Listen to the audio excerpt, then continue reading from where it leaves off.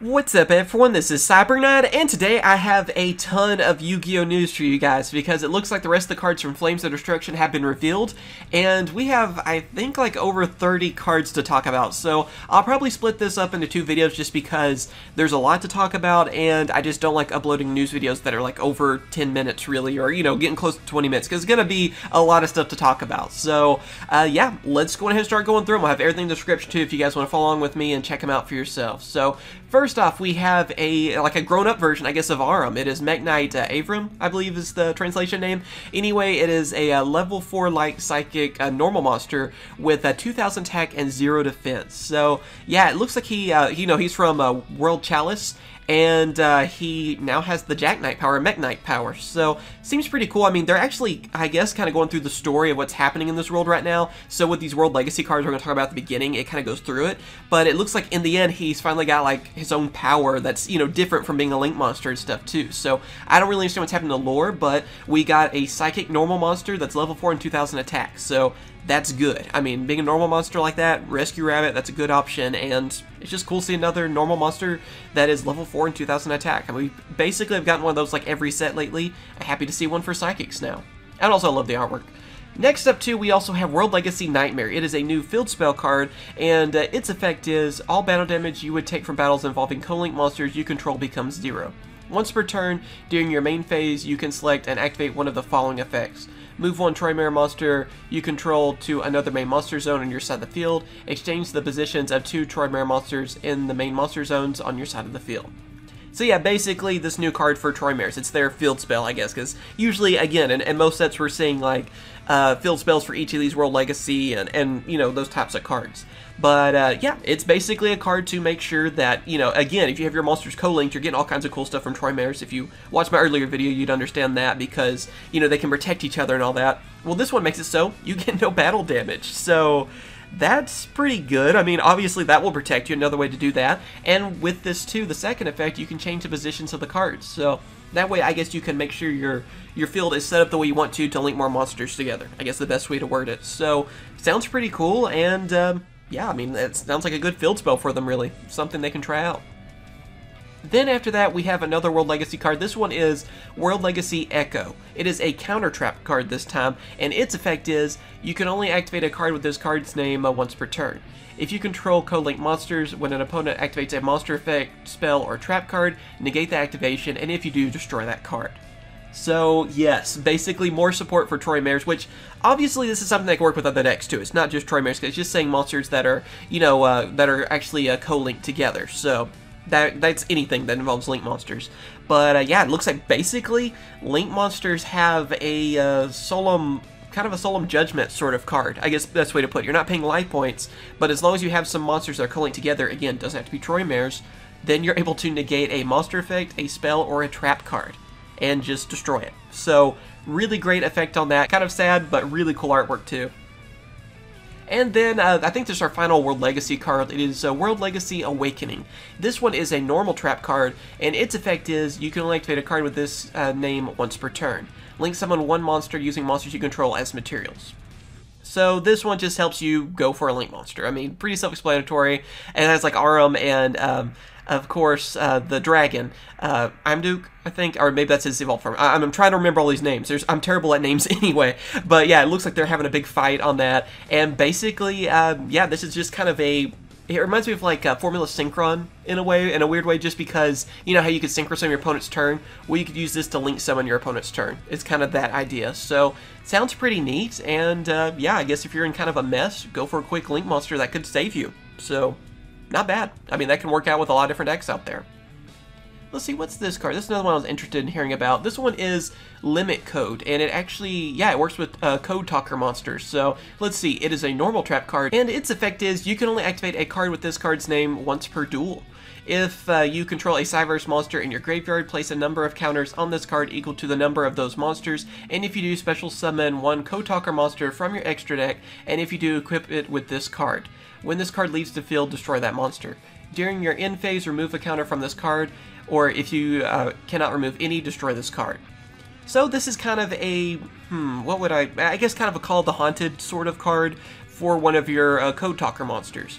And the more counters you have on it, the longer they get to stay. They kind of have a countdown, I guess, going for them, and then once the countdown's up, the counters are gone, it destroys itself, and it will take that monster with you.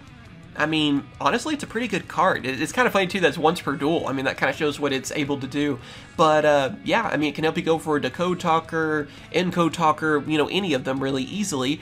And most cases, you can only have them for, like, one turn if you want to. You know, it doesn't really matter about the counters because you could always just kind of keep them for a little bit and use their abilities, or just use them to bring out a stronger Link monster afterwards if you wanted. So, either way, just a good revival card, really, when you think about it.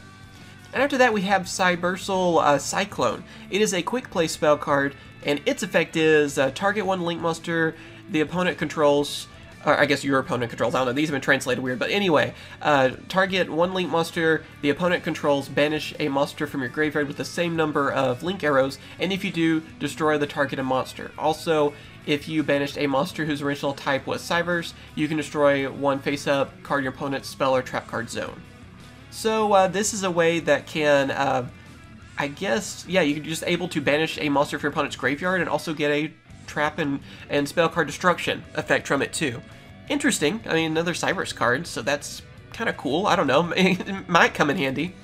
Here's the card, though, that is really interesting too, and why I kind of want to separate these videos, because this is definitely a card we gotta talk about, because yes, there's a new hand trap. It's like I guess it's like Ghost Ash's sister or something. I don't know how they all work together in their lore, but basically it's another one of the hand traps that we've been seeing. So like with Ghost Ogre and like I said, Ash Blossom and so on and so forth. So this one, and I hope I'm saying this name right, it's Japanese, so forgive me, but it is Yashiki Warashi?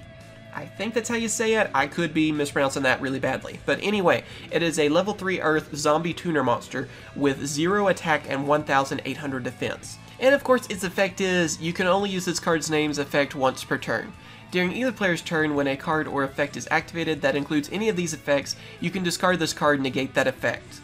And those are add a card from your graveyard to your hand, deck, or extra deck, special summon from the graveyard, or banish a card from the graveyard. So yes, a new hand trap that is able to negate all these things. So you can negate Monster Reborn, basically with this, you know, special summoning from the graveyard. I mean, there's several cards, Call the Haunted, whatever, you can negate those kind of things. Also, you know, adding a card from your graveyard to your hand, or deck, or extra deck, you can negate that. Or even if a card is going to be banished from the graveyard, that's another thing you can yet again negate. So this is obviously a very powerful card, another strong hand trap.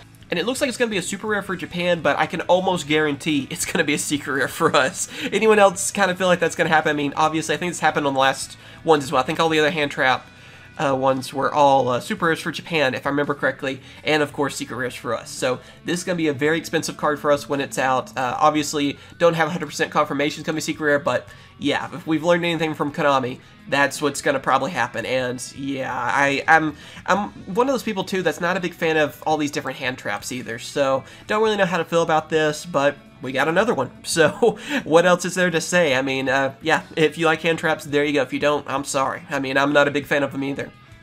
Then after that, we have Altergeist Pixely, I guess how you say that. Basically, what this card does, it's a weaker monster, you know, level 1, 100 attack, 100 defense, but what you're able to do is that you contribute it, and then you're able to excavate the top 3 cards of your deck, and then you can add one, the Altergeist card from them, if there is an Altergeist one, to your hand, and then send the remaining ones to the graveyard. So it's basically just a searcher for Altergeist. Not much else really to say from that, but yeah, you have a searcher, I guess, then too, if you're looking forward to new support for Altergeist, which I've heard good things about them lately. And then next up we have Trickstar Bouquet. What this card basically does, I'm just going to kind of summarize it to save some time. It's a quick play spell that makes it so you target a Trickstar, and you also target another face-up monster on the field, and then you send that Trickstar monster back to your hand, and then that targeted monster gains attack equal to the original attack of that Trickstar that was returned. So, and until the end of the turn. So basically you're passing on your attack from that Trickstar to another monster on the field, which can be one of your own monsters or even your opponent's monsters. So depending on your strategy, that can power up one of your monsters or even power up one of your opponents if you want to do that. So pretty interesting on that, and I don't know, kind of a cool idea. They're also getting, of course, a brand new Link monster, and yeah, Trickstars have been getting a lot of Link monsters lately. This one is Trickstar Delphindium, I guess is how you say that. I could be mispronouncing that. Anyway, Link 3 Light Fairy monster with, of course, Link arrows at the top, bottom left, bottom right, and 2,200 attack. The materials have to be 2 or more Trickstar monsters. And also, with this card's effect, I'm going to kind of summarize it because the way it's been translated doesn't really make sense. But basically, whenever you have Trickstar monsters that are linked to this card and it declares an attack, you are able to get your banished Trickstar cards up to the number of linked monsters your opponent controls and add them to your hand. And if you do, this card gains 1,000 attack for each of those until the end of this turn. So basically, it's a monster that can get a lot stronger and get back your banished Trickstars. If I'm reading this correctly, that's what it does. Again, the wording is pretty messed up, but with so many cards getting translated, I can understand that. So probably get updated where we have a little bit more of a clear effect. But yeah, I believe that's what it does. Again, if I'm understanding that correctly, because translation is a little out there, just not, you know, the grammar's just messed up really in it, so it doesn't make any sense other than that. After that, we have a new Altergeist, which is basically a continuous trap card that becomes a monster. It's still treated as a trap, but it becomes a Spellcaster Light, level 4, 1,400 attack, 1,800 defense monster. So it's another one of those trap monster cards that we've seen before. And also, the second effect I'll read off real quick is, while you control this card that was special summoned by its own effect, Altergeist trap cards you control except this card cannot be targeted by or destroyed by card effects. So it also protects your Altergeist trap cards. So you get an easy monster out of it, and, you know, just some added protection for your traps. Either way, pretty good card for Altergeist, actually, too. So, looking forward to trying this out. Again, I hadn't really tried Altergeist too much, but I've heard a lot of good things. So, sounds awesome. Then next up we have Watchcat, which is more of a defensive card, level 1 with 1,800 attack. But what this card does, basically, I'm just going to summarize it, is that if you control no monsters, you get to special summon it from your hand. And also, during the end phase, when this card was special summoned, you can banish this card you control and then set one continuous spell card from your deck in your spell trap card zone. So basically, easy monster to bring out, which you could use a link summon if you want, but also if you want to just keep it around for that turn at least, during that end phase, it will banish itself and you can search for a continuous spell card. So just basically a search for continuous spells, which, you know, sounds pretty good actually. Then next up, we actually have a brand new Darklord card, which is kind of surprising. I was wondering if they would see anything else, because we haven't seen a ton of them really anymore. So, Darklord Divinity is this card. It is a normal trap card, and its effect, I'm just going to read through the whole effect, is that you can only use this card's name's one effect once per turn. And that effect is, you can send one Darklord monster from your hand or face up from your side of the field to the graveyard, negate the effects of one monster on the field until the end of this turn. Also, you gain life points equal to its attack. So, yeah, they basically have a negation sort of card. You get rid of one of your Darklords, then you are also able to negate an effect of a monster on the field, and you're gaining life points afterwards. So, that's actually pretty cool. I mean, not a bad card for them, and I think it'll come in handy. Still hoping for a bit more support, but I think that will help them. But I mainly want to see like some new monsters, maybe a link monster for them. I don't know. Just something to kind of help them out a little bit more, because I don't want them to be forgotten, because Darklords were actually really powerful archetype. They still are. I mean, I shouldn't really say that in past tense. They're still really good, and I feel like they could come back really easily and be in the meta if, you know, they get the right cards. So that's cool to see, and I love the artwork too. It just looks so cool. See, what else do we have? We have some different Cyverse monsters, so I'll kind of summarize these real quick. Basically, with this one is Link Streamer. It's alright on stats, 1,600 attack, 1,800 defense. What it does is that you're able to get tokens from it. So when Cyberse monster is normal special summon, you can already control it, you also get a token. So more tokens, more Link monsters. There you go. I mean, just swarm in the field with Cyberse. Then after that, we also have this card, which is Prompt Horn. It's another Cyberse monster, and what it does is that you contribute one level 4 lower Cyberse monster, special summon any number of Cyberse normal monsters from your deck or graveyard whose total levels equal the level of the attributed monster, but they're banished during the end phase. So it's a card that helps you get a bunch of the normal Cyberse monsters out there, and again, link summon with them, swarm the field. So pretty straightforward strategy. And then, of course, for the last card we're talking about in this video, we have Trance Familiar. It is a level 1 dark psychic monster with 0 attack and defense, and its effect is, once per turn, you can target one monster you control, move that monster you control to another of your main monster zones. So you're just able to, you know, move around zones with it.